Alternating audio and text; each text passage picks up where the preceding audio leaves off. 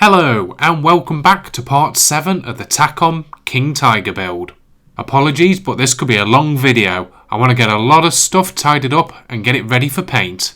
In the last video I completed the turret section, and this time we're moving on to the gun and gun cradle. This part of the build could be a kit all on its own. There's plenty to do, so let's get on. This part of the build took me around about 8 hours. As you can imagine, there's quite a bit of video and I don't want to bore you all with it.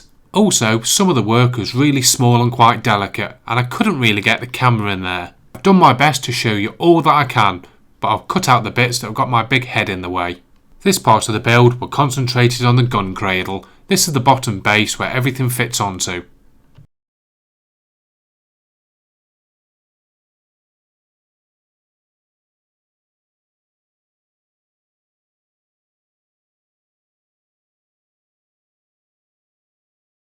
The build is broken up into sections. There's this bottom cradle piece and then the gun assembly itself.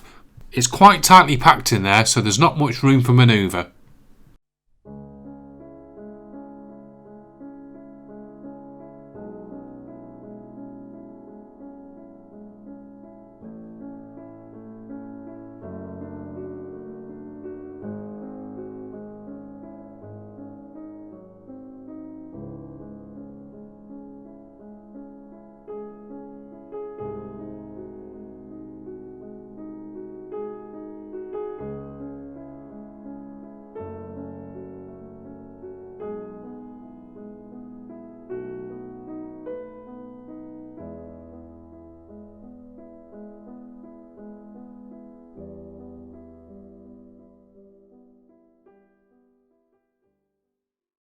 I think I mentioned it before, but there were some strange engineering decisions in this kit. It would have been easier to have some with, well, maybe some tabs here and there. Sometimes it is a bit left to your imagination as to how the pieces fit together, and the instructions aren't amazing either, so it just needs a bit of patience.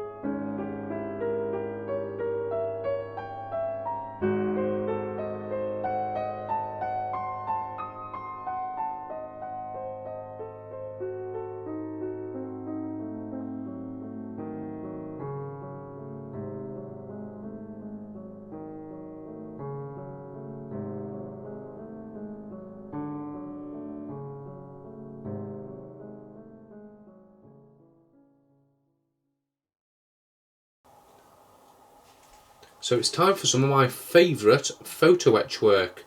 We've got these rings that go around here in PE. Just put this to one side. You can see I put the first one on there. There was a lot of swearing involved, but I eventually got it down, stuck down with super glue. I used Zapper Gap to get it situated in one corner after I'd bent it and moved it round and manipulated it, and then I went over all of it at the bottom and sealed it in at the bottom with the thin CA glue, and it wasn't going particularly well, so I ended up giving it a bit of a kick with the old zip kicker, and it seems to have gone down. Now I've saved the next one so we can do it on camera. So essentially this is the piece here, and it needs to curve round. So we need to put a bit of a curve in it, and there are magical tools for doing this. What I'm actually going to do is first, I'm just going to clean up. There are magical tools for doing this, but I don't believe in this case we're going to need one, and that's a good job because I don't have one. I've got a normal photo etch bender for doing straight lines, but I haven't got one that we can do corners and radiuses with. But not to fear, I have a cunning plan. So there we go, so there's a photo etch. I've just cleaned up a bit more. So there's a couple of bends that need to go in here first of all, but I'm not going to worry about those at the moment. I'm going to fix it down this side first of all. So the bend is going to go that way. So just bending it slightly with my fingers. What I'm going to do is, I've got a sanding stick here. It's a spongy one. What I'm going to do is use a pen in the middle. I'm not pressing hard, and I'm just going to roll over all of it there in the centre. And equal pressure all the way across it. And eventually we'll start getting a curve. So we don't need to really press down hard into this. Just make sure it's nice and even, and you'll see it just start to curve. And then we'll have it like that. And we'll see how that fits. You know, we're not far off there. So a little bit more. At this end. Just go over the whole thing. And there we go. So bring the piece back in. It's nice and dusty now. So this is to go, oh, I hate these things, in here. And there's a piece we're going to need to bend. We need to bend this now. I'm just going to use my fingers because there's a score line down it. I'm just going to bend it back a little bit like that, and a bit more, and this should take the shape of this piece here. I need to go a bit further.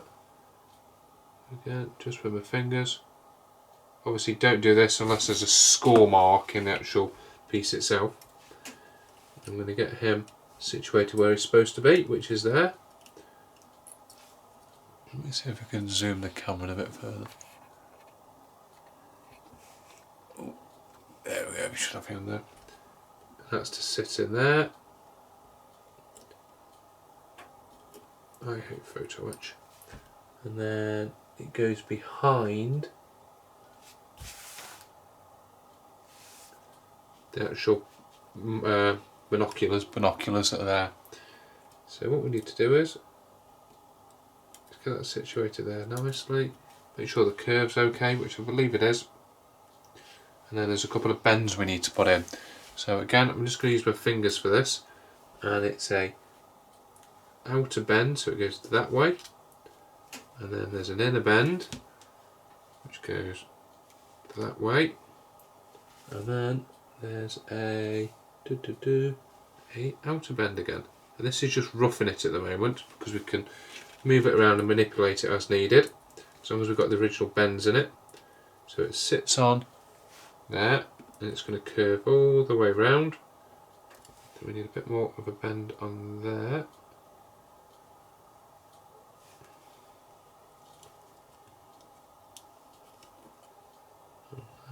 That's coming around. We just need to put a bit more of a curve into here now. So again,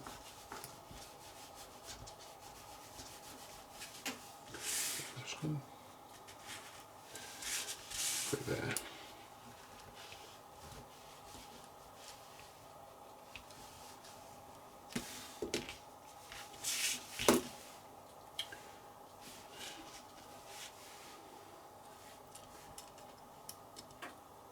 That's looking much better for the curve. We can work with that.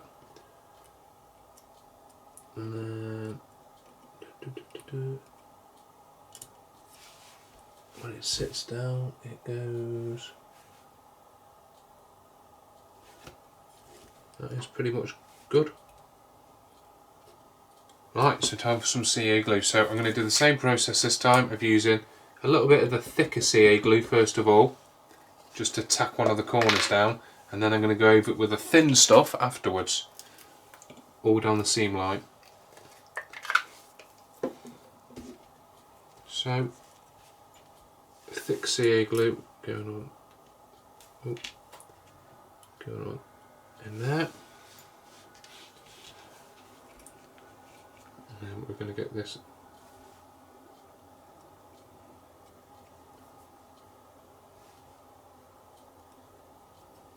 bit down first of all, I think. It should hop over. Oh.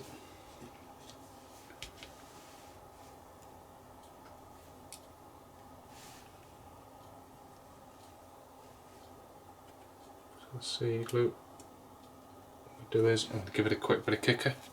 I'm just going to do this off camera. So just put some kicker on there.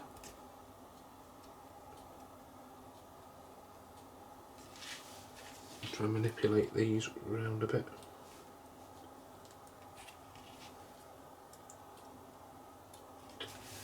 Just need to bend.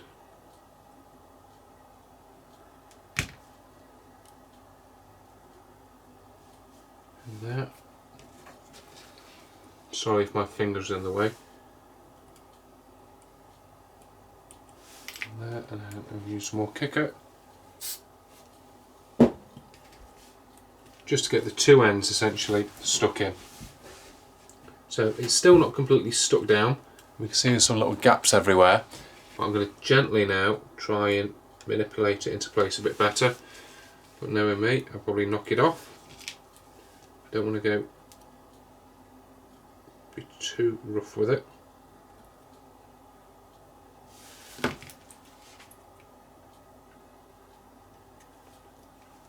On that side.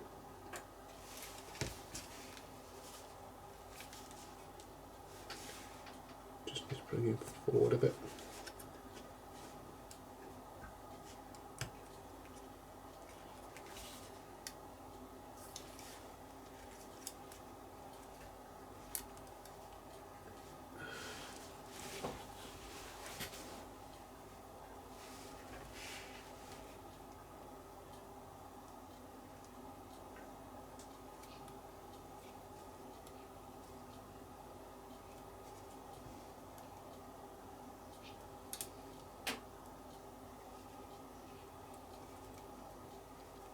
Yeah, I think that's about the best we're going to get it.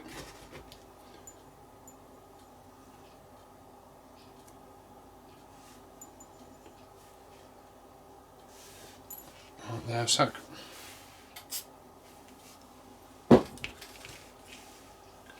That's roughly where it's going. Just need to push that back bit out of it. There we go. So now you just need to go around with a thin CA glue. I'm going to go all the way around here. I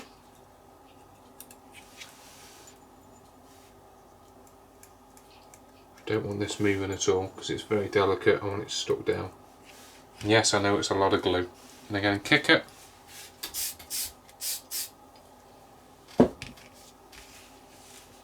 And there we have those two pieces on there. I'm no means an expert on photo etch, but I've seen worse. As you can probably see, I've already done some work on the barrel and breech section. I've sanded it all down and I've used some plastic putty to get rid of all of the sink marks. Again, this part of the build's quite fiddly.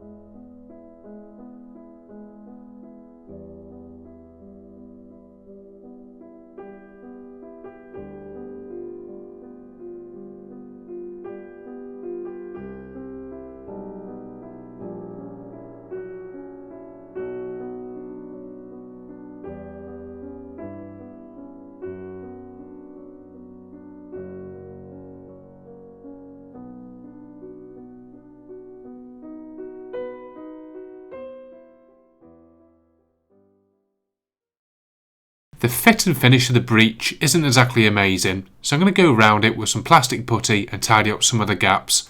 Looking at the pictures, it does appear to be smooth all the way around, so I'm going to go for that anyway.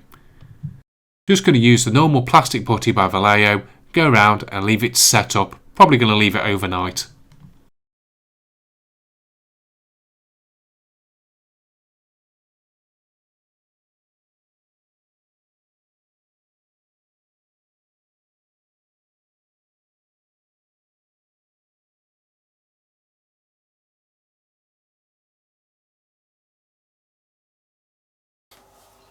Okay, so we're doing the gun breech now, and there's this little piece here which is supposed to go on the back of it, on here, and I didn't sand it particularly well and cocked it up. So what I decided to do is, like grab handles, is to make my own. So I've got some metal wire, I've just bent it round and sort of made the same shape. I haven't got the little tabs on the back of it yet, but I'm hoping to be able to put them on afterwards. So what I've done is I've cleaned up the back here and I've made it all nice and smooth, and I'm going to stick this one on. So essentially what's going to happen is, get rid of the old one, is this is going, if I can pick it up, to go on there, sort of like so, on there like that. And then what I'll do is I will put some little tabs on the back of it to make it look like the original part. So obviously this wire is metal and I'm sticking it to plastic, so I'm going to have to use some super glue.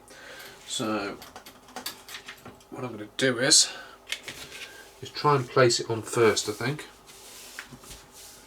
So if I take my piece and get it into position of where I want to put it, which is roughly like so. I'm going to take my cocktail stick with some glue and try and get some under there. On there. Quite thin stuff. I'm going to try and get in.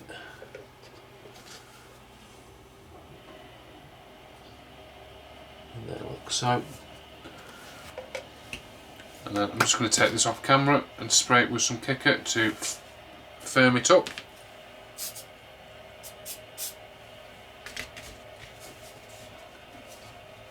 Let's just add some kicker on it, and hopefully let it bash it off. That's stuck on now. It probably needs a little tabs doing on the side of it, these little things here, which I'll just do off camera, and that should look, I think that looks a bit better actually. So there's one job done, we'll get on with the rest of them.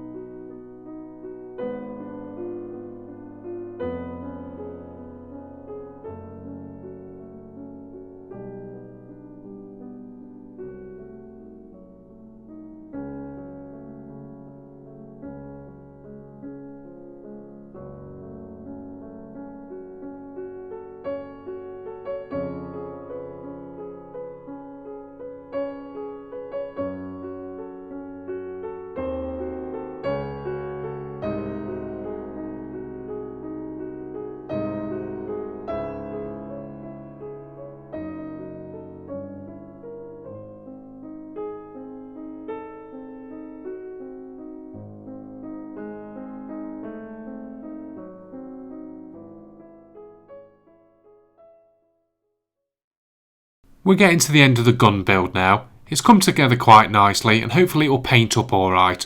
There were some parts on here that I couldn't video because my head was just in the way, but we'll see the fully completed gun now, ready to go into the rest of the vehicle. As you can see here, the metalwork in the cradle have now been added. It was really fiddly, and again I couldn't get it on camera, but it went in eventually.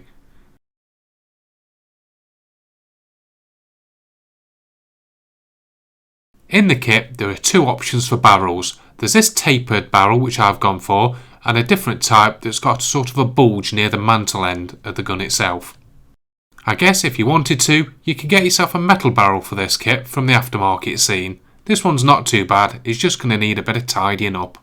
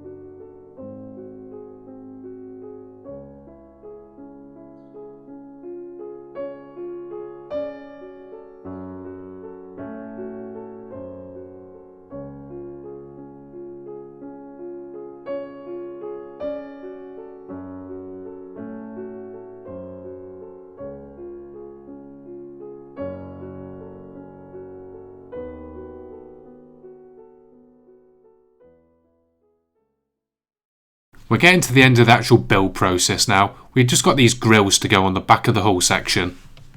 There are two of these, one left, one right. The photo etch that's supplied is quite nice. The first attempt at doing this, I glued it on one side and tried to roll it all the way over, making it nice and flat, but that wasn't the best way to do it. This time I used the photo etch bender, bent the angles at 90 degrees. The results were far better using the photo etch bender than doing it by hand. I'm just using some super glue to hold it down in the corners. A bit of kicker here and there should help it dry.